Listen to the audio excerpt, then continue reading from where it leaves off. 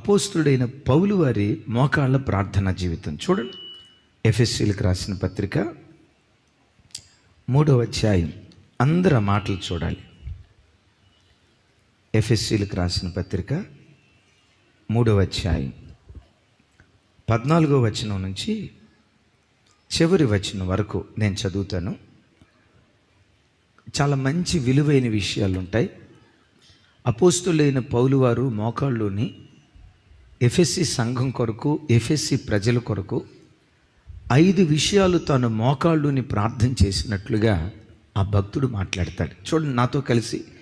ఈ హేతువు చేత పరలోకమునందును భూమి మీదను ఉన్న ప్రతి కుటుంబం ఏ తండ్రిని బట్టి కుటుంబం అని పిలువబడుచున్నదో ఆ తండ్రి ఎదుట నేను మోకాళ్ళుని, నేను చెప్పినట్టు చెప్పాలి, నేను మోకాళ్ళుని, మీరు అంతరంగ పురుషుని యందు శక్తి కలిగి ఆయన ఆత్మ వలన బలపరచబడినట్లుగాను. 2, క్రీస్తు మీ హృదయములలో విశ్వాసము ద్వారా నివసించున్నట్లుగాను.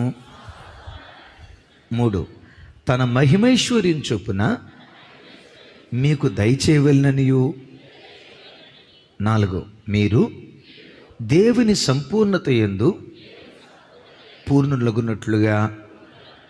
5, ప్రేమ యందు వేరుపారి స్థిరపడి సమస్త పరిశుద్ధులతో కూడా దాని వెడల్పు, దాని పొడుగు, దాని లోతు ఎంతో గ్రహించుకొనుటకు మీరు. నెక్స్ట్ వచ్చిన 19. రైట్. జ్ఞానమునకు మించిన క్రీస్తు ప్రేమను తెలుసుకొనుటకు తగిన శక్తి గలవారు కావాలని ప్రార్థించుచున్నాను. 20వ వచనం, 22వ వచనం. 22వ వచనం. తమ్ముడు కొంచెం బ్యాక్ వెళ్ళు. చివరి వచనం. అది లేదు తమ్ముడా, ఏం కొత్త బైబిల్ నువ్వు పెట్టావేం తమ్ముడా? అడుగు వాటికంటే, ఊహించు వాటికంటే అత్యధికముగా దయచేయి దేవునికి ఈ సంఘముల ద్వారా యుగాయుగాలు మహిమ ఘనత ప్రభావాలు కలుగునుగాక. అందరం చప్పట్లు కొడుతూ ఆ వాగ్దానం మనందరి జీవితాల్లో ఈ 21 దినాల ఉపవాస ప్రార్థనలో మనం అడిగిన దానికంటే, ఊహించిన దానికంటే అత్యధికంగా దేవుడు మన ప్రార్థనలకు జవాబిచ్చునుగాక. ఇక అందరు నా వైపు చూడండి. ఫస్ట్ వర్స్కి వెళ్తామడు. అపోస్తులైన పౌలు గారు అంటాడు, పరలోకమందు కుటుంబాలు ఉన్నాయి, భూలోకంలో కుటుంబాలు ఉన్నాయి. ఈ కుటుంబాలన్నిటికీ ఒక్కడే తండ్రి ఉన్నాడు. ఏంటండి? ఎక్కడెక్కడ ఉన్నాయట కుటుంబాలు? పరలోకంలో కుటుంబాలు ఉన్నాయి, భూలోకంలో కుటుంబాలు ఉన్నాయి. ఈ 2 కుటుంబాలకు, ప్రపంచంలో ఉన్న కుటుంబాలన్నిటికీ తండ్రి. చెప్పాలి. దైవజనమ, లోకం మన కులాల పేరు పెట్టింది, లోకం మనకు ప్రాంతాల పేరు పెట్టింది. వాడు ఆంధ్రవాడు, వీడు తెలంగాణ వాడు, వాడు రాయలసీమోడు, వీడు అరవోడు, వాడు కన్నోడు, వీడు మలయాళీ వాడు, వాడు అమెరికోడు, వీడు నల్లోడు. మీరు అందుకోవాలా, వాడు నల్లోడు, వీడి తెల్లోడు, వాడిది మన దేశం కాదు, వీడిది మన దేశం అని ప్రజలు విభజించుకున్నారు. కానీ భూమి మీద బ్రతుకుతున్న సమస్త ప్రజలకు ఒక్కడే తండ్రి ఉన్నాడు. ఆ ఒక్క తండ్రి మన ఆరాధ్య దైవం ప్రభు అయిన యేసుక్రీస్తు వారు. Praise the lord. భూలోకంలో ఉన్న కుటుంబాలకు మాత్రమే కాదు, ఏమంటాడు?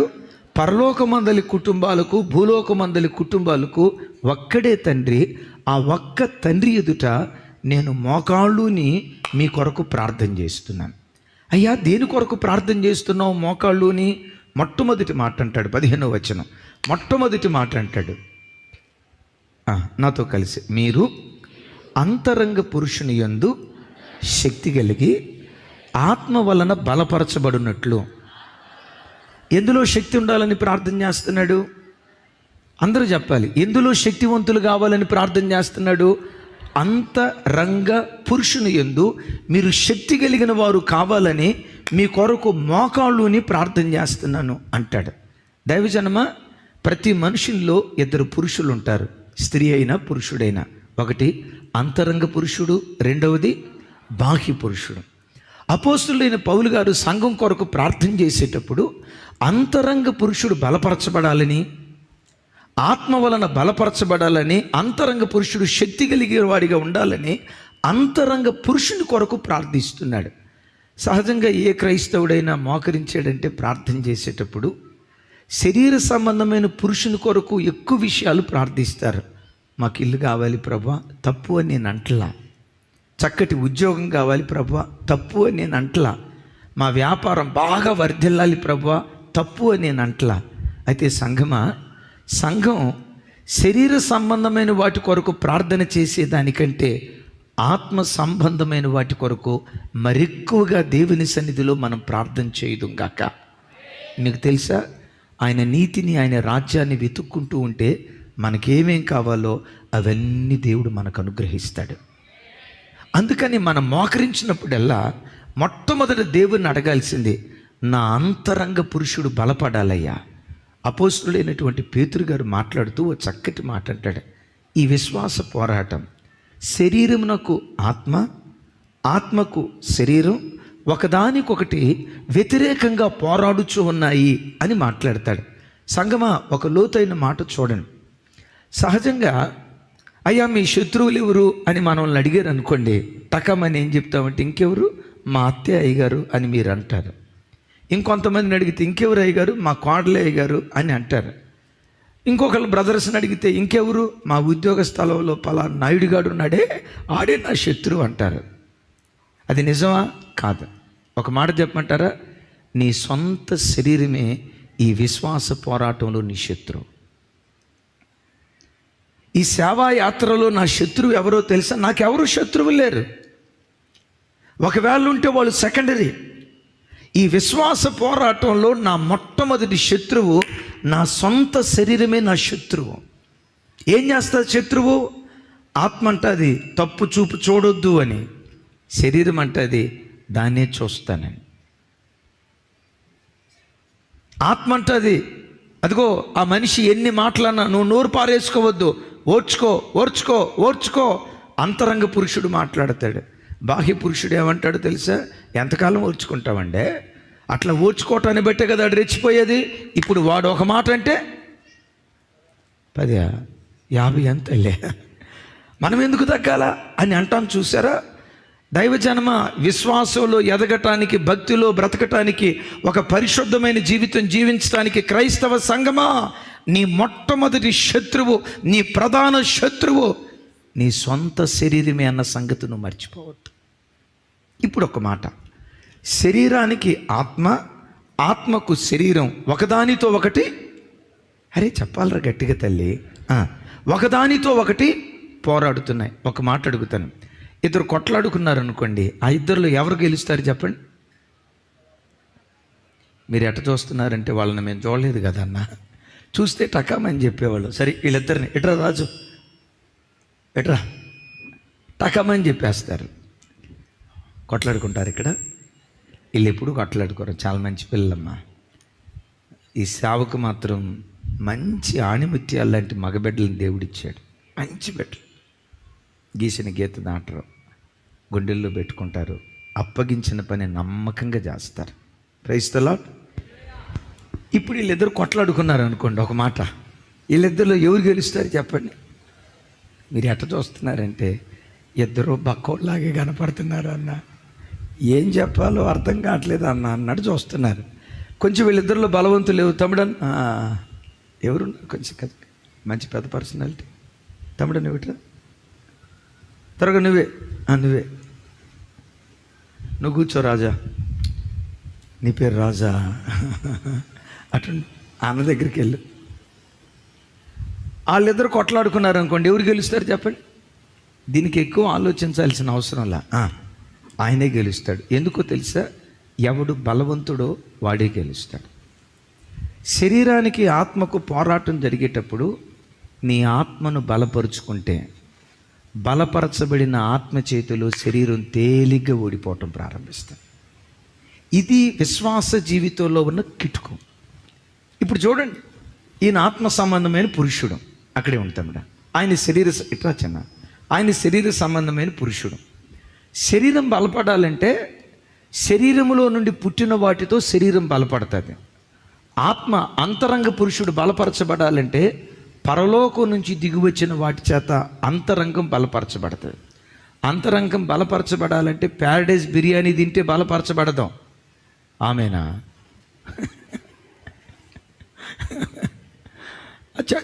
రైకుమారనా? అంతరంగ పురుషుడు బలపరచబడాలంటే పరలోకం నుండి దిగి వచ్చిన దేవుని వాక్యం చేత అంతరంగం బలపడుతుంది.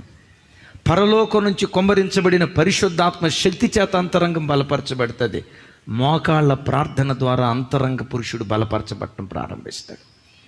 ఆ శరీర సంబంధమైన పురుషుడు ఉన్నాడు కదా, సెల్ ఫోన్ తీసుకున్నాం, ఒక న్యూడ్ ఫోటో కనపడింది, ఒక అశ్లీలమైన బూతు బొమ్మతో ఉన్నటువంటి అమ్మాయి కనపడింది, భలే ఉందే అని 1కి 10 సార్లు చూసావనుకో, నీ శరీరం నాగరాజు గారిలాగా నాట్యం ఆడటం స్టార్ట్ చేస్తాడు. ఎందుకు శరీరం పాపేచ్ఛల నిమిత్తం రగులుతుందో తెలుసా? శరీర సంబంధమైన పురుషుణ్ణి లోకంలో దొరికే నేత్రాశ, శరీరాశ, జీవపు డంబంతో నువ్వు పోషిస్తే శరీర సంబంధమైన పురుషుడు బలపడతాడు. ఆత్మ సంబంధమైన పురుషుడు బలపడాలంటే పరలోకం నుండి దిగి వచ్చిన దేవుని వాక్యం, పరలోకం నుండి దిగి వచ్చిన పరిశుద్ధాత్మ, దేవుని సన్నిధిలో మోకాళ్ళుని ప్రార్థన చేస్తే ఆ మోకాళ్ళ ప్రార్థన ద్వారా అంతరంగ పురుషుడు బలపరచడం ప్రారంభిస్తాడు. అప్పుడు వీళ్ళిద్దరి మధ్య గొడవ జరిగింది అనుకోండి. ఈ అంతరంగ పురుషుడు బాగా బలాన్ని పొందాడు, బాగా బలవంతుడయ్యాడు. అంతరంగ పురుషుడు బలపడితే శరీర సంబంధమైన పురుషుడు చెప్పాలి, శరీర సంబంధమైన పురుషుడు బలహీనుడైపోతాడు. ఇప్పుడు వాడు బలహీనుడయ్యాడు కదా, ఈయన బలవంతుడయ్యాడు కదా. ఇప్పుడు వీళ్ళిద్దరు కొట్లాడుకున్నారు అనుకోండి, ఎవరు గెలుస్తారు? ఇది ఒక పెద్ద ప్రశ్న. అంతరంగ పురుషుడే బలపరచబడటం ప్రారంభిస్తాడు. అందుకని దైవజనమా, నువ్వు మోకాళ్ళుని ప్రార్థన చేసేటప్పుడు, అయ్యా శరీర సంబంధంగా నేను ఎలా ఉన్నా పర్వాలా, నా అంతరంగ పురుషుడు బలపరచబడాలయ్యా, నా ఆత్మ బలపరచబడాలయ్యా. శరీరం చేతిలో ఏ ఒక్కనాడు నా బ్రతుకులో నేను పొరపాటున ఓడిపోకూడదు. ఆత్మచేత శరీరపు క్రియలు చంపే శక్తివంతునిగా నన్ను నిలవబెట్టని ఎప్పుడు అంతరంగ పురుషుడిని బలపరుచుకుందుగాక. పెద్దగా చెప్దాం ఆమేన్. అంతరంగ పురుషుడు దేనితో బలపరచబడతాడని చెప్పాను? వాక్యం, మోకాళ్ళ ప్రార్థన, పరిశుద్ధాత్మ, ఇలాంటి ఆత్మ సంబంధమైన సహవాసం, వీటి చేత అంతరంగ పురుషుడు బలపడతాడు. ఇప్పుడు అంతరంగ పురుషుడిని బలపరుచుకోవాలంటే ప్రొద్దున్నే లేవటంతో అద్దం దగ్గరికి వెళ్దామా, వాక్యం అనే అద్దం దగ్గరికి వెళ్దామా, సెల్ ఫోన్ దగ్గరికి వెళ్దామా, బైబిల్ దగ్గరికి వెళ్దామా? పదే సెల్ ఫోన్ చూసుకుంటా ఉన్నావు అనుకో, ఏ పురుషుడు బలపడతాడు? దేవుని వాక్యం దగ్గరికి వస్తే నీ అంతరంగ పురుషుడు బలాన్ని పొందుకొని ఎన్ని శోధనలు ఎదురైనా వాడిని జయించే శక్తిమంతుడిగా నువ్వు మార్చబడతావు. చప్పలు కొడుతూ స్తోత్రాలు చెప్దాం. దైవజనమా, ఈ ఒక్క కిటుకు నీకు తెలిస్తే, చిన్న పేపర్ ఇది, ఆ ఒక్క కిటుకు నీకు తెలిస్తే బ్రతుకు కాలమంతా సాతాను యొక్క తలను నువ్వు చెతకొడతావు. కానీ ఇంకా అవసరమైతే ఏమంటావు తెలుసా? అంతరంగ పురుషుడు నీ లోపల బలంగా ఉంటే, ఏ సైతానా, చూపు ద్వారా నన్ను ఓడించలేవు, ఆలోచనల ద్వారా ఓడించలేవు, కాముకత్వపు కోరికల ద్వారా నన్ను ఓడించలేవు, ద్వేషం ద్వారా నన్ను ఓడించలేవు, పగ ద్వారా నువ్వు ఓడించలేవు. అవసరమైతే నీ తలను నేను చితకదొక్కుతా, నీ తోకను చితకదొక్కుతా, సైతానా నువ్వు నన్ను ఓడగొట్టలేవు, నీ మీదే నేను జయాన్ని పొందుతానని వాడితో సవాలు విసిరే శక్తివంతమైన క్రైస్తవురాలుగా నువ్వు బ్రతకటం ప్రారంభిస్తావు. ఎందుకో తెలుసా? అంతరంగ పురుషుడు బలపడ్డాడు గనుక. ఆమేన్. అందుకని నేను అంటా, తల్లులారా, చెల్లెలారా, కాలేజీకి వెళ్ళేటప్పుడు ఆఫీస్కి వెళ్ళేటప్పుడు ఫుల్గా మేకప్ వేసుకొని నన్ను చూడటంతో యవ్వన బిడ్డలు చూసి, వాడుక భాష చెప్తాను, ఇదేం తప్పుగా అనుకోకండి, నన్ను చూడటంతో అబ్బాయిలు కత్తి కొడవలి ఇట్లాంటి దరిద్రపు ఆలోచన నీకు వచ్చిందనుకో, ఎవడు బలపడతాడు? మీరు డ్యూటీకి వెళ్ళేటప్పుడు, కాలేజీకి వెళ్ళేటప్పుడు నా హెయిర్ స్టైల్ చూసి ఒరే ఇది ధోని హెయిర్ స్టైల్ లాగుందే, ఓహో భలే ఉందే హెయిర్ స్టైల్, నన్ను చూడటంతో సాకనాలా అని అన్నారా, సాగుతో కూసేస్తాడు సైతాన్ గడు. శరీరాన్ని బలపరుచుకోవటానికి ప్రయత్నం చేయకండి, శరీరాన్ని అలంకరించుకోవటానికి ప్రయత్నం చేయకండి. ఎవరినో ఆకర్షించేటట్లుగా, ఎవరి మనసునో గెలుచుకునేటట్లుగా, ఎవరి కొరకు అలంకరించుకోక ప్రతి క్షణం అంతరంగ పురుషుణ్ణి బలపరుచుకోవటానికి నువ్వు ప్రాకులాడుదువుగాక. అంతరంగ పురుషుడు బలపడితే శరీరానికి ఆత్మకు కలిగే యుద్ధంలో నువ్వు విజేతగా నిలవబట్టడానికి దేవుడు కృప చూపిస్తాడు. దాని కొరకు అపోస్తులైన పౌలు వారు చెప్పండి, మోకాళ్ళుని పరలోకానికి భూలోకానికి ఎవరు తండ్రిగా ఉన్నారో ఆ తండ్రి ఎదుట మోకాళ్ళుని ప్రార్థన చేస్తున్నాను అంటాడు. ప్రార్థన చేసావా? అంతరంగం బలపడిందా? ప్రొద్దున్నే లేవటంతో ప్రార్థన చేసావా? ఆటోమేటిక్గా అంతరంగం బలపడింది. ఆఫీస్కి వెళ్ళావు, రెచ్చగొట్టే అమ్మాయిలు నీ కళ్ళ ముందు కనపడ్డా, రెచ్చగొట్టే అబ్బాయిలు నీ కళ్ళ ముందు కనపడ్డా, ద్వంద్వార్థాలతో కూడుకున్న వెకిలి మాటలు వాళ్ళు మాట్లాడుతున్నా, ఎంత కూడా టెంప్ట్ కాకుండా వాటన్నిటిని జయించే శక్తివంతుడిగా అంతరంగ పురుషుడు నేను బలపరచడం ప్రారంభిస్తాడు. ఆ దివ్య కృప దేవుడు మనకిచ్చినట్లు చప్పట్లు కొడుతూ స్తోత్రాలు చెప్దాం. ఆమేన్. రెండో మాట ఏమంటాడంటే, సంగమా మోకాళ్ళుని మీ కొరకు నేను దేని కొరకు ప్రార్థన చేస్తున్నానంటే, క్రీస్తు విశ్వాసము ద్వారా మీ హృదయములలో నివసించున్నట్లుగా మీ కొరకు నేను ప్రార్థన చేస్తున్నాను అంటాడు. అంటే క్రీస్తు ఎక్కడుండాలని ప్రార్థన చేస్తున్నాడు? మీ హృదయములలో విశ్వాసము ద్వారా క్రీస్తు ఉంటున్నట్లుగా మీ కొరకు నేను ప్రార్థన చేస్తున్నాను అంటాడు. దైవజనమా, మానవ శరీరాల్లో హృదయం చాలా ప్రత్యేకమైంది. ఆమేన్. నా వైపు చూసి చెప్పాలి, ఆమేన్. ఏది ప్రత్యేకమైంది? హృదయం చాలా ప్రత్యేకమైంది. యేసయ్యకు నీ జీవితంలో చోటు ఎక్కడుండాలో తెలుసా? నీ హృదయ గదిలో యేసయ్యకు చోటు ఉండాలి. నీ హృదయ గదిలో, నీ సెల్ ఫోన్లో వాల్పేపర్లో కాదు, బీరువాల మీద కాదు, జేబులో కాదు. యేసుక్రీస్తు ఎక్కడ నివసించాలంటే నీ హృదయములో ఆయన నివసించాలి. ఒక ఆయన అన్నాడు, అసలు యేసు ప్రభు లేకుండా మా ఇల్లు లేదండి.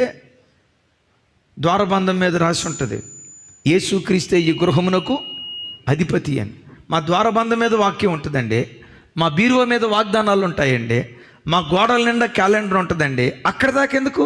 నా సెల్ ఫోన్లో కూడా వాల్పేపర్ మీద యేసు ప్రభు ఫోటో ఉందని జేబులో చేయబెట్టి ఫోన్ తీస్తూ ఉంటే ఎస్ గణేష్ బీడీ కట్ట బయటపడిందంట.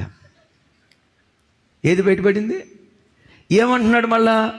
యేసు ప్రభు మా ఇంటిలో ఉన్నాడు, మా ఫోన్లో ఉన్నాడు. యేసయ్య ఉండాల్సింది, ఒక మాట చెప్తాను, యేసయ్య గోడల మీద ఉండే దేవుడు కాదు, నీ గుండె గదిలో ఉండే దేవుడు. నీ గుండె గదిలో ఉండే దేవుడు. ఈ దేవుడు గూట్లో పెడితే ఉండే దేవుడు కాదు. ఈ దేవుడిని గోడల మీద గోడల మీద వేలాడే దేవుడు కాదు. ఈ దేవుడు ఎవరో తెలుసా? మానవ హృదయాలనే తన నివాస స్థానంగా చేసుకొని నీ గుప్పెడంత గుండె గదిలో నీతో కూడా నివసించాలని ఆయన కోరుకుంటూ ఉన్నాడు. Praise the lord. దైవజనమా, హృదయంలో యేసుక్రీస్తును ఆహ్వానించు, యేసయ్యను హృదయములో ఉంచుకో. ఈ మాట చూడండి, ఎందుకు హృదయంలో ఉంచుకోవాలో తెలుసా? మానవ శరీరములో ఉన్న ప్రతి అవయవాన్ని ఆపరేట్ చేసేది హృదయమే. ప్రతి అవయవాన్ని ఆపరేట్ చేసేది హృదయమే. హృదయం నిండిన దాన్ని బట్టి నోరు మాట్లాడుతుంది, హృదయం నిండిన దాన్ని బట్టి కన్ను చూస్తుంది, హృదయం నిండిన దాన్ని బట్టి మనిషి ప్రవర్తించడం ప్రారంభిస్తాడు. అందుకని సామెతల్లో రాయబడిన మాట ఏంటో తెలుసా? అన్నిటికంటే ముఖ్యముగా, చెప్పండి, పెద్దగా చెప్పండి రా తల్లి, అన్నిటికంటే ముఖ్యముగా. సరే చూడండి, సామెతల గ్రంథం 4వ అధ్యాయం 23వ వచనం.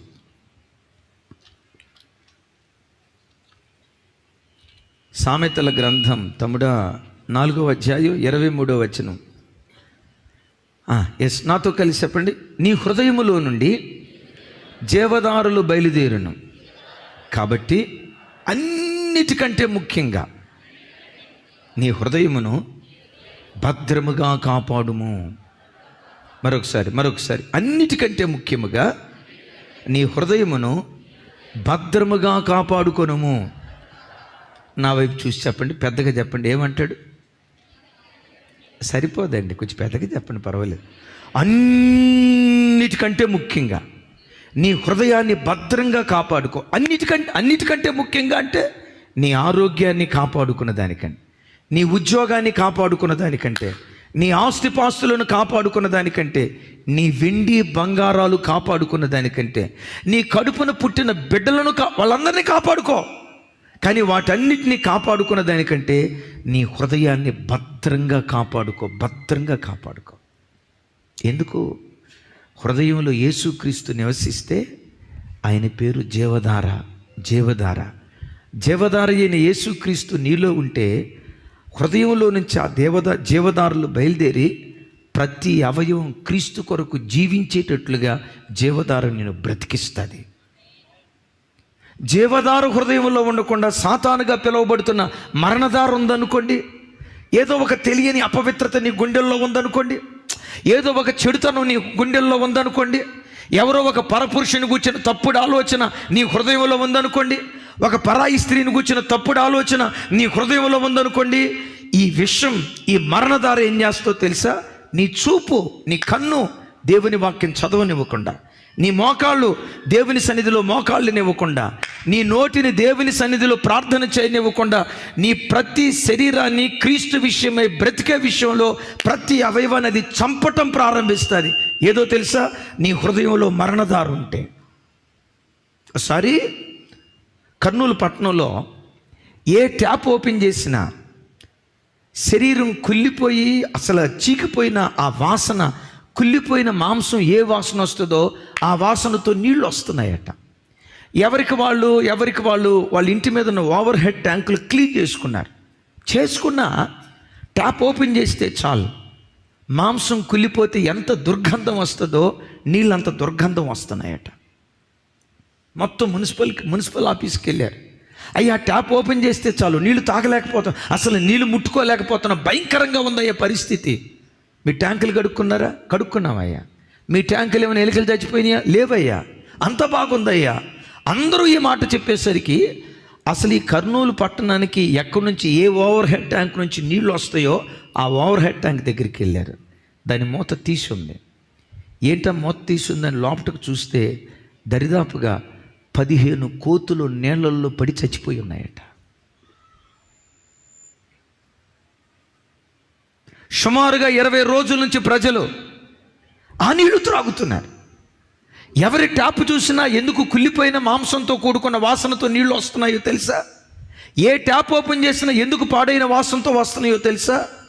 దానికి సప్లై చేసే ఓవర్ హెడ్ ట్యాంక్ పాడైపోయింది. తమ్ముడు, నీ హృదయం పాడైతే నీ చూపు పాడైపోద్ది, జాగ్రత్త.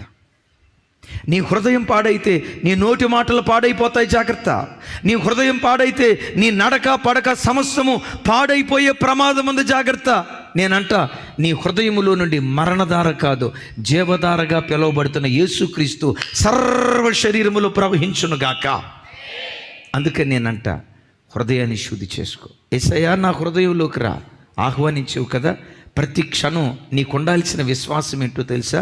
యేసయ్య ఎక్కడో పరలోకంలో కాదు, నా హృదయ గదిలోనే ఉన్నాడు ఆయన. నా హృదయ గదిలోనే ఉన్నాడు. ఆమేన్. నా హృదయ గదిలోనే ఉన్నాడు. మరొకసారి చెప్తాను, నీవు ఆరాధించే యేసయ్య గోడల మీద ఉండే దేవుడు కాదు, గూట్లో ఉండే దేవుడు కాదు. గుప్పెడంత నీ గుండె గదిని తన నివాస స్థానంగా చేసుకొని నీలో ఉండాలని ఇష్టపడేటువంటి దేవుడు. ఆ దేవుడు మనందరి హృదయాల్లోకి దిగి వచ్చినట్లుగా చప్పట్లు కొడుతూ ఆ దేవుడిని ఆహ్వానించుదాం. యేసు నామం పేరిట నిరంతరము గుప్పెడంత గుండె గదిలో దేవుడు నివసించునుగాక. ఆయన మనము ఆయన బ్రతుకు కాలమంతా కలిసి బ్రతికే భాగ్యం దేవుడిచ్చునుగాక. ఈ కృప దేవుడిచ్చినట్లుగా చప్పట్లు కొడుతూ స్తోత్రాలు చెప్దాం. దేవుడు ఆ కృప మనకివ్వాలి.